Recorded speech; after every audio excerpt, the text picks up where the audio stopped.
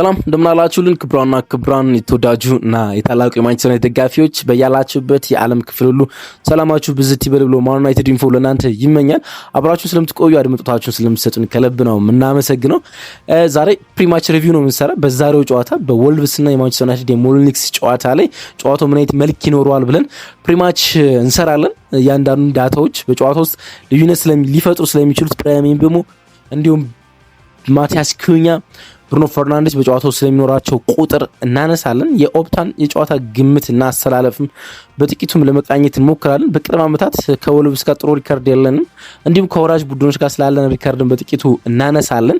ግን ከዛ አስቀድመን የሮበን አሞሪም ጋዜጣዊ መግለጫ በሰራንበት ጊዜ ላይ ሀሳባችሁ ስጡን፣ እሱን ሀሳብ አነባዋለሁ ብዬ ቃል ገብቼ ነበረ። እናም ከመሸጋገሪያ ሙዚቃ በኋላ መጀመሪያ ማረገው በመጀመሪያ ምዕራፍ ማረጋው የእናንተን ኮሜንቶች ማንበብና በኮሜንቶች ዙሪያ ላይ ጥቂት ሀሳቦችን መሰንዘር ይሆናል ማለት ነው። እና የጻፋችሁልኝ ኮሜንቶች በሙሉ ለማንበብ እሞክራለሁ እና እሱን ታዳምጡኛላችሁ። በሀሳቦች ዙሪያ ደግሞ እኔም ሀሳብ እሰጥበታለሁ ማለት ነው። ከዛ በኋላ ወደ ፕሪማች ሪቪው እንመለሳለን ማለት ነው። ጨዋታው እንዳስሳለን ኢች ዲቴልስ ጨዋታው ምን አይነት መልክ ሊኖረው እንደሚችል ከዳታ አንጻር ለመተንተን እንሞክራለን ማለት ነው። አብራችሁን ቆዩ። የምትገኙት በተወዳጁ ማን ዩናይትድ ኢንፎ ገጽ ላይ ነው። ተመልሼ እመጣለሁ። ሰብስክራይብ አድርጋችሁ ማዳመጣችሁ እንዲሁም ደግሞ ቪዲዮን ገና ስትጀምሩ ላይክ ማድረጋችሁ አይረሳ። ሁሉንም ነገር ስለምታደርጉ ከልብ እናመሰግናለን። ተመልሼ እመጣለሁ።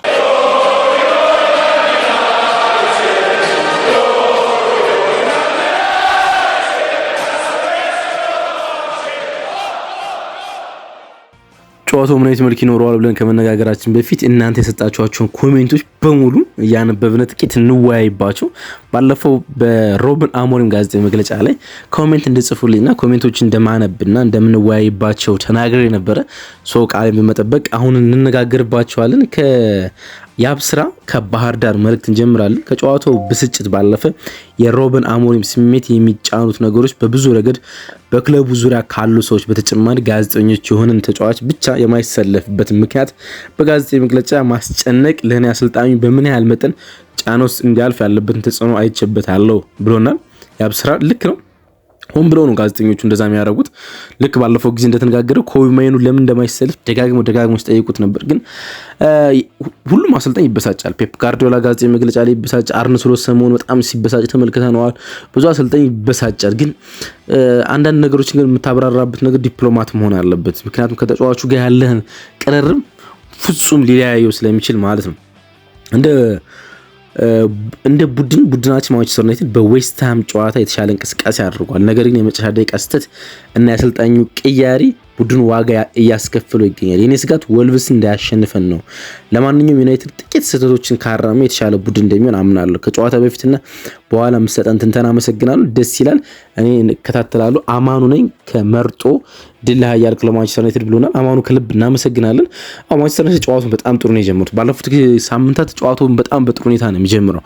ከኤቨርተን ጨዋታ ውጭ አብዛኛውን ጨዋታ በጣም ጥሩ ነው የሚጀምረው። መጨረሻ ደቂቃ አካባቢ ነው ነገሮች ሁሉ መጥፎ የሚሆኑት። አሁን ከፓላስ ጋር ጨዋታውን ሲጨርሰው በጣም በሚደንቅ ጌም ማኔጅመንት ነበረ። ግን ከሌሎቹ ጌሞች ይሄ በተለይ ደግሞ የዌስትሃም ጌም ጨዋታውን የጨረሰበት መንገድ በጣም ያበሳጭ ነበረ። እንዳልከው አሰልጣኙ የመጨረሻ ደቂቃ ውሳኔዎችም ነገሮች መጥፎ እንዲሆኑ አድርጓል። ሰላም እንዴት ናችሁ የማን ዩናይትድ ፋኖች? የአብስራ ከአሰላ ነኝ። ማን ዩናይትድ ውጤት የማስጠበቅበት ችግሩ አሁንም አለ። የጨዋታውን ቴምፖ ማረጋጋትና ተጨማሪ ጎል ማግባት አይችሉም። አንደርሰን ለዚህ አስፈላጊው ሰው ነው ብዬ አስባለሁ። ግሎሪ ብሎናል። ኤሊት አንደርሰን ከማንቸስተር ዩናይትድ ጋር ስሙ እየተያዘ ነው። ግን ሲቲም ኤሊት አንደርሰን በአማካኝ ክፍል ውስጥ ላለበት ችግር እንደ መፍትሄ እያሰበ ነው ተብሏል። የኤሊት አንደርሰን ዝውውር መጣም አልመጣም የሚጀምረው ፕሮሰሱ በክረምቱ ነው። ለዚህኛው ሲዝን ወይም ደግሞ ለጥር የሚሆን አይነት ዝውውር አይመስለኝም እና ጥቂት መጠበቅ አለብን። የአብስራ ከአሰላ ድንቅ አመለካከቱን ካልቀየረ ደረቅ አመለካከቱን ካልቀየረ አሁን የቡድኑ ውጤት እንደ አምነው ሳኖርድ ወይም ደግሞ ሳኖርድ ቢያባሩት ጥሩ ነው ብሎናል። ያሬድ ከተማ የሚል አድማጫችን ጥቂት ፍሌክሲቢሊቲ የሚጎሉ ይመስለኛል ሮበን አሞሪም። በተለይ ደግሞ አንዳንድ የተጫዋቾችን ምርጫ እንዲሁም ደግሞ የተለመደ አቃየሩ ለምን ማኑኤል ኡጋርቴን ወደ ሜዳ እንደሚያስገባው ጥሩ መጫወት እንኳን ሳይችል እየቀረ ወደ ሜዳ እንደሚያስገባው ብዙ አትረዳም። እሱ እውነት ነው። ግርማ እኔን እያስፈራኝ ያለ ነገር ያመጣናቸው ልጆች ልክ ከዚህ በፊት የመጡትን ከዋክብት የበላው መንፈስ እንዳያገኛቸው ነው። ምክንያቱም በጣም መንቤሙና ኩኛ ጥሩ ላይ አይደሉም። ከዛ ውጭ ግን አሰልጣኙ በጣም ግትርና አካዳሚ ተጫዋቾችን የማያበረታታ አይነት አስተያየት ነው። በአጠቃላይ ያለን ስኳድ ኤቨርተንና ዌስትሃም መርታት ካልቻለ እንዴት ወልቭስ ሊያሸንፍ ይችላል ብለን እንድናስብ ያደርገናል ብሎናል ግርማ። ልክ ነው። ሩበን አሞሪም ወደ ማንቸስተር ዩናይትድ ከመጣ በኋላ የአካዳሚ ተጫዋቾችን ሲጠቀም አልተመለከትነውም። አጥቂ ባጣበት ሰዓት ጆዲ ኦቢ ማርቲን ወደ ስብስቡ አምጦ በቋሚ አሰላለፍ ሲጠቀምበታል ተብሎ ተጠብቆ ነበር። ኮልሜይኑን አሁን ደግሞ ሊስቻን የሚባል ተጫዋችን ብዙ ይጠበቃል። እንግዲህ የአፍሪካ ዋንጫ ጊዜ እንግዲህ ከአንድ ሳምንት በኋላ ማለት ከወልቭስ ጨዋታ በኋላ አንድ ጨዋታ ማን ጋር ነው? ከቦርንሞዝ ጋር እናከናውናለን። ከዛ ጨዋታ በኋላ ብራያን ኔስር-ማዝራዊ እንዲሁም ደግሞ አህማድ ወደ አፍሪካ ዋንጫ ይጓዛሉ። ያን ጊዜ ስኳዱ በጣም ስለሚጠብ ያን ማድረግ የሚጠበቅ ይመስለኛል። ወልቭስ ማሸነፍ በጣም ግዴታ አይነት ነው። ግን ወልቭስ ማናሸንፍ ከሆነ ብዙ ትርምስ ነው የሚፈጠረው። ሚሊዮን ሰይፉ ከናዝሬት አዳማ ዩናይትድ ወልቭስን አሸንፈው ነጥቡን ወደ 25 ከፍ እንደሚያደርግ ሳስበው በኤቨርተንና ዌስትሃም የባከኑት ነጥቦች በደረጃ ሰንጠረዡ የሚያሳየውን ውጤት ስናስብ እጅግ ያስቆጫል። በጣም ማንቸስተር ዩናይትድ የደረጃ ሰንጠረዡን ሊያሻሽልባቸው የሚገቡ ነጥቦችን በሙሉ ጥሏቸዋል ማለት ይቻላል። በሙሉ የአሰልጣኙ ችግር ነው፣ ደረቅ ነው፣ መውጣት ነው ያለበት ብሎናል። አላቅም ገቢ ውስጥ ማንቸስተር ዩናይትድ ሩበን አሞሪም ቢያሰናብት ማንን ሊቀጥር እንደሚችል ማለት ነው። ይሄን አመት ከሩበን አሞሪም ጋር መቆየቱ ሳይሻል የሚቀር አይመስለኝም። ሰላም ብሩክ ከድሬዳዋ ለኔ ሩበን አሞሪም ትክክልም ነው አይደለም ለማለትም ይከብደኛል። ምክንያቱም የትኛውም የፕሪሚየር ሊግ ክለብ ሳያሸንፍ አመቱን አልጨረሰም፣ ትክክል አይደለም የምለው ወልቭስ የክረምት ዝውውር መስኮት ብዙ ተጫዋቾችን አጥቷል፣ ምን አይነት ጨዋታ አላሸነፈም ብሎናል። ሩበን አሞሪም ወልቭስ እስካሁን ጨዋታ ለማሸነፍ ይረዳቸዋል ወይ ተብሎ ሲጠየቅ በፕሪሚየር ሊጉ ሳያሸንፍ የቀረ ቡድን የለም። ስለዚህ ወልቭስ የሆነ ታይም ያሸንፋል እና ያሸንፍበት ታይም የሚያሸንፍበት ጨዋታ ይሄኛው ሊሆን ይችላል ብሎ ተናግሯል። ግን ወልቭስ አሸንፈም አላሸንፍም ዩናይትድን ሊያሸንፈው ግን አይገባም። አሁን ካለበት ብቃት አንጻር በጣም ደካማ ቡድን ስለሆነ ማለት ነው። ፉአድ ስሌማን ብሮ ስታወራ በጣም ትደጋግማለህ ብሎናል። ለማስተካከል ሞክራለን።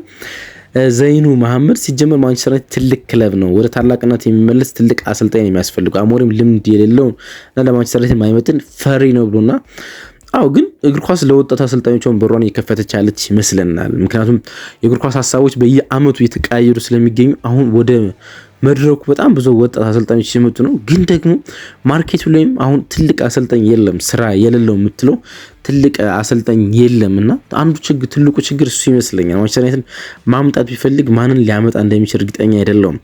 ቴዶ ኢትዮጵያ አደራ የእግር ኳስ ጠር ነው ራድክሊፍና አሞሪም ናቸው ብሎና የእግር ኳስ ጠሮች ራድክሊፍና አሞሪም ናቸው። እንግዲህ ሰር ጂም ራድክሊፍ አሞሪምን ወደ አሰልጣኝ ስላመጡት ይመስለኛል።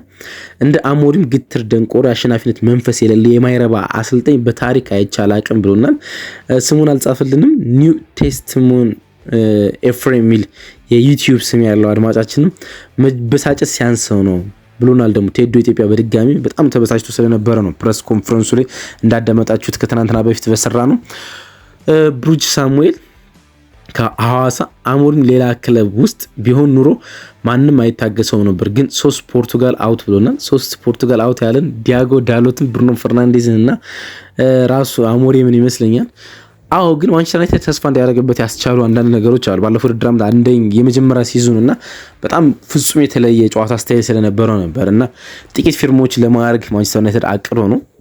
በዚህ ውድድር ዓመትም አንዳንድ ውጤቶች ብዙ መሻሻሎች እንዳሉት የሚያሳይ ነው። ግን አንዳንድ ወደ ኋላ ሲመለስ ቡድኑ ያሳያል። ፊርሞች ማንቸስተር ዩናይትድ እንዲያደርግለት ጃንዋሪ ከሰሞኑ በጣም ጥሩ ነገር ማድረግ ጥሩ ውጤቶች መያዝ የሚጠበቅበት ይመስለኛል። መለሰ ገዛኝ ማንቸስተር ዩናይትድ 2 ወልቭስ 0 ብሎናል። ኤልያስ ፕሮግራም እንዲሰማልህ ከፈለክ በጨዋታ ታክቲክና ቴክኒክ ላይ አተኩር። ስለ ታክቲክና ቴክኒክ በጣም ብዙ ጊዜ እናወራለን። በዚህ ፔጅ ስለ ታክቲክና ቴክኒክ የሚወራበት ገጽ ስላለ አላቅም። በጣም ዲፕ ታክቲካዊ ጉዳዮችን ሳወራ ታስታውሱኛላችሁ ብዬ አስባለሁ። በተለይ ደግሞ ጨዋታዎች በማይበዙበት ጊዜ ታክቲካዊ ጉዳዮችን ለማውራት ሞክራለሁ እና ፖስት ማች ሪቪው ስሰራ እንደዚሁ ታክቲካዊ ጉዳዮችን ለማውራት ያስባለሁና ኤልያስ እንደዛ አረጋለሁ እና አፕዴት የሆኑ ዜናዎችን አቅርብ ነው የሚለው።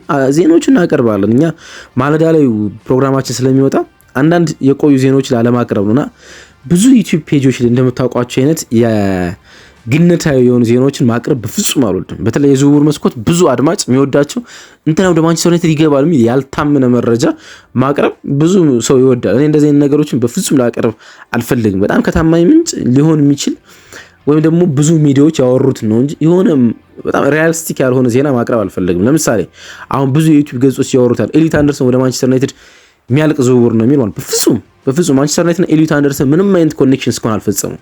ምንም አይነት ኖቲንጋም ፎረስት ለኤሊት አንደርሰን የሚሆን ዝውውር ከየትኛውም ክለብ ጥያቄ አልተቀበለም። ከዛም ደግሞ ጥቂት ምንጮችን እንኳን ብንወቅስ እንደ ማንቸስተር ኢቭኒንግ ያሉ ዜናዎች ብንወስድ ከዩናይትድ ይልቅ ኤሊት አንደርሰን ወደ ሲቲ ያጋድላል ዝውውሩ። ስለዚህ ያልታመነ መረጃ አምጥቼ አድማጭ እንዳገ ብቻ ማቅረብ አልፈልግም እንጂ ኤልያስ በጣም ሲምፕል ነው። እንትና ወደ ማንቸስተር ዩናይትድ ይገባል እንትና እንደዚህ ያበዱ ዜናዎችን ማቅረብ ይቻላል። ግን ስለ ታማኝነት ብዙ ስለሚጨነቅ ይመስለኛል። እሺ ጆሹዋ ጄሻስ የሚል አድማጫችን አንተ ሰውዬ ዛሬም አሞሪም ጥሩ ነው በል አሉ ብሎኛል። አሞሪም ጥሩ ነው ለማለት የሚያስችል ምንም አይነት ነገር የለም። አሁን አማኒ ግዛቸው ወልብስ 2 ዩናይትድ 2 ሆናል። ኤርሚሉል እሺ ኤርሚያስ አለምን እኔ ከመቀሌ በጣም ነው ማደንቅ። የኔ ሐሳብ ደግሞ አሞሪ ብዙ ጫና እንዳለበት ይገባናል። ግን አንድ አሞሪ ስሜቱን ቢቆጣጠር፣ ምክንያቱም የጋዜጠኞችን ጫና ማቀዝቀዝ የሚችለው ስሜቱን ሲቆጣጠር ነው። በጣም በሳል አስተያየት። ሁለተኛ ደግሞ እኔ ስለ ተጫዋቹ ብቃት በጣም ብዙ ጥያቄ አለብኝ። በሳምንት አንድ እየተጫወቱ ፊታቸው ላይ ድካም ይነበባል። ለምን? ሌላው ነገር ወልቭስ ጨዋታ የምናሸንፍ ከሆነ በምንም ሁኔታ ሽንፈት ተቀባይነት የለውም። እግር ኳስ ነውና ያጋጥማል ከሚለው ውጭ በምንም አይነት ሁኔታ ተቀባይነት የለውም። ተቀባይነት የማይኖረው ጉዳይ ነው። እኔ እንጃት ማይኑ እየተሰጠው ያለው ደቂቃ ትንሽ ቢሆንም ግን ጥሩ አይመስለኝም። ሐሳብን ስጥበት። አመሰግናለሁ። መልካም እድል ብሎና አው ሪቪው ስሰራ እንነጋገርበታል። ማንቸስተር ዩናይትድ ወልቭስ ማያሸንፍ እንደ ግሪንስቢ ሽንፈት ብዙ ድብልቅልቅ ነገር ሊፈጠር እንደሚችል ይሰማኛል። ግን ይሄን ጨዋታ ዛሬ ምሽት ሞልኒክስ ላይ ያሸንፋል ብዬ አምናለሁ። 90% ኦፕታይም ይሄን ጨዋታ 50% ለማንቸስተር ዩናይትድ እንሰጠው ያሸንፋል ብዬ ገምታል። ለማይኑ ግን የተሰጠው ደቂቃ ትክክል አይደለም። ኤርሚሲ ትክክል አይደለም። ለማይኑ ለምን መሰለን? የመጨረሻ ደቂቃዎች እየገባ ነው የሚጫወቱ። በጣም ጥቂት ደቂቃዎች ነው የሚጫወቱ። በጠቅላላ በዚህ ውድድር ዓመት 100 ደቂቃ ይሞላም የሚጫወቱ አንድ ጨዋታ በሙሉ አይሞላም ማለት። ስለዚህ ምንም አይነት ፎርሙን ሊያገኝ አይችልም። ምንም አይነት ነገር ማንቸስተር ዩናይትድ ኪዩስ ድብልቅልቅ ባለበት ሰዓት ነው እየገባ የሚገኝ ውጤትም ቢባለው ምናምን ሰዓት ማለትና የሆኑ ደቂቃዎችን ቢያንስ ከ60 ደቂቃ በኋላ በተደጋጋሚ በየሳምንቱ ዛሬ ከ60 ደቂቃ ነገ ከ60 ደቂቃ በኋላ እንደዚህ እየገባ የጨዋታ ደቂቃዎች ማግኘት አለበት። አንዳንድ ጨዋታዎች ደግሞ ከቋሚ መጀመር አለበት። በተለይ ደግሞ ማንቸስተር ዩናይትድ ጌሙን ማኔጅ ማድረግ ሲፈልግ ከኡጋርቴ ይልቅ እሱን መጠቀም ቢችል በጣም የተሻለ ነው። ካልሆነ በጣም ከባድ ነው የሚሆነው። መቆየት አልነበረበትም ብዬ አስባለሁ እኔ በዚህ ጥር ማለት። ምክንያቱም ከአንድ ዓመት በፊት የብሔራዊ ቡድን ተጫዋች ነው፣ ክላስ ተጫዋች ነበር። በዚህ ልክ ሊወርድ አይገባም ነበር። ማንቸስተር ዩናይትድ የማይጠቀምበት ከሆነ ደግሞ ለቆ ሌላ ተጫዋች ማስፈረም ነበረበት ብዬ አስባለሁና ሮበን አሞሪም ከወይማይኑ የያዘበት መንገድ ጥቂት ሊያስወቅሰው ይገባል። በእርግጥም ሀብታሙ ካሶ በጣም ያበሳጫል። በማይኑ ላይ ያለው ጥላቻ ያየውበት ነው። ከኖቲንጋም ፎረስት ጀምሮ የመጣበትን ጨዋታ መልክ በጣም ያበሳጫል። በአጠቃላይ አሰልጣኙ አይችልም ብሎናል። ቻላቸው ዳምጤ በቃ ብቻ ዶርጉ አይሰለፍ ብሎናል። ዶርጉ አንዳንዴ ደግሞ የሚያሳየው ብቃት እውነትክን ነው። ሐሰን ማንቸስተር ዩናይትድ 4-0 ወልቭስን ያሸንፋል። ሐሰን ሰይድ ከደቡብ ወሎ ኮምቦልቻ የማንቸስተር ዩናይትድ ይንገዳገዳል እንጂ አይወድቅም። ማንቸስተር ዩናይትድ ከ30 ዓመት በላይ ይችዋሉ። ታላቁ ማንቸስተር ዩናይትድ እንዴት እንደሚያንሰራራ ወደፊት እናያለን ኢንሻአላህ ብሎናል። እናመሰግናለን ሁላችሁ መልእክቶቻችሁን ስለጻፋችሁልን ከልብ ነው ማመሰግነው። እንደምንወያይባችሁና መልእክቶቻችሁን እንድጽፉልኝ ጠይቄ ነበር፣ እሱን አርጋችሁታል። ከልብ አመሰግናለሁ። ከምሽጋገራ ሙዚቃ በኋላ በድጋሚ ስመለስ ማች ሪቪውን በደንብ እንዳሳለን ማለት ነው። አብራችሁን ቆዩ። በድጋሚ መለሳለሁ።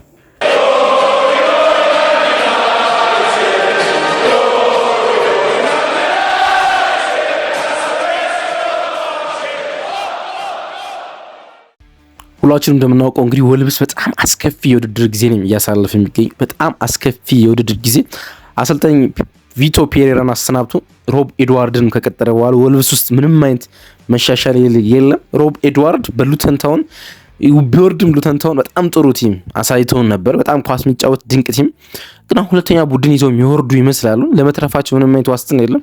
የሊግ የመጀመሪያ ድል ለማግኘት ፍለጋቸውን አሳቸውን ቀጥሏል። ካለፉት 14 የፕሪሚየር ሊግ ጨዋታዎች ውስጥ 2 አቻ ብቻ ነው ያስመዘገቡት። 2 አቻ ብቻ ማለት ነው። የተቀረው 12 ጨዋታ ሽንፈት ነው ያጋጠማቸው። በፕሪሚየር ሊግ ውስጥ ሼፊልድ ዩናይትድ 2021 ተመሳሳይ በጣም አስከፊ የሆነ አጀማመር ነበረ። ከዛ ጋር በጣም ተመሳሳይ ነው። ከ14 የሊግ ጨዋታ 2 ብቻ አቻ ነበረው ሼፊልድ ዩናይትድ 2020 ማለት ነው። ከዛ ጋር በጣም ተመሳሳይነት ያለው የሊግ ጅማሮ ነው እያደረጉ የሚገኙት ወልቭሶች። ምን ያህል በጣም መጥፎ እንደሆኑ በጥቂት ተጨማሪ ዳታዎችን ለማንሳት ሞክር። በተካታይ በቪላና ፎረስት የ1-0 ሽንፈት አጋጥሟቸዋል።